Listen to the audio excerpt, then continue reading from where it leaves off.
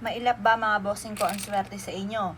Nako mga bossing ko, ako may tuturo sa inyo. Mainam na magawa nyo po ito. Kung pakiramdam po ninyo na ginawa nyo na lahat, kayo ay masipag naman, pero lagi na lang po kayong walang pera, huwag ka na patumpik-tumpik pa, subukan nyo po ito.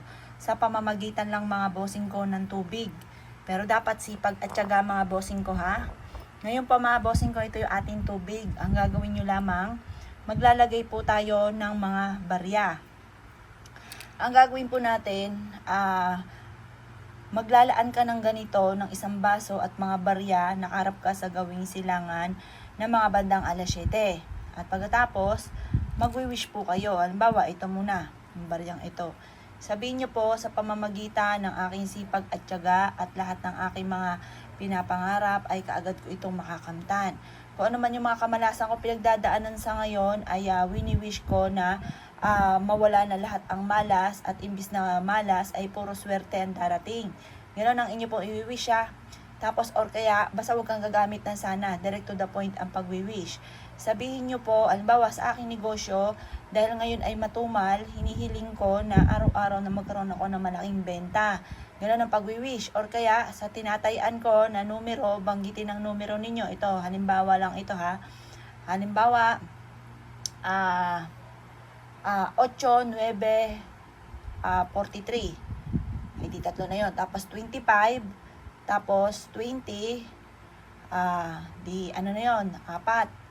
Tapos 45, di 5 na. Tapos 11.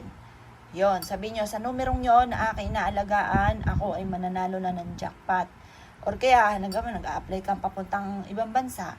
Sabihin nyo po, makakalis na kaagad ako, darating na yung visa ko, ma-approvean ako, makakapasa ako sa lahat ng interview. Ganon mga boss. Pagkatapos, ihulog nyo po yan.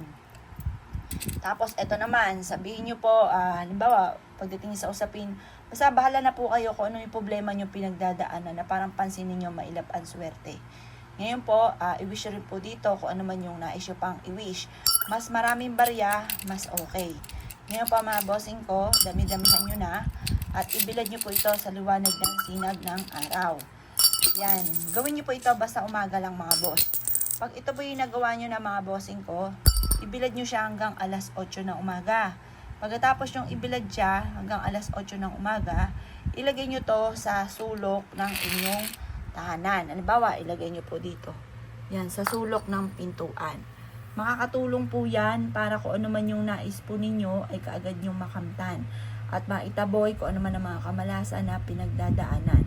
Subok na po yan mga bossing at ganyan din ang aking ginagawa. At proven na napakaswerte lalo na tungkol sa usapin ng pampinansyal at kung ano man ang mga pagsubok ay kaagad itong masolusyonan mga bossing. Kaya kung kayo naniwala at nais po yung gawin, ay good luck po sa inyo pong lahat.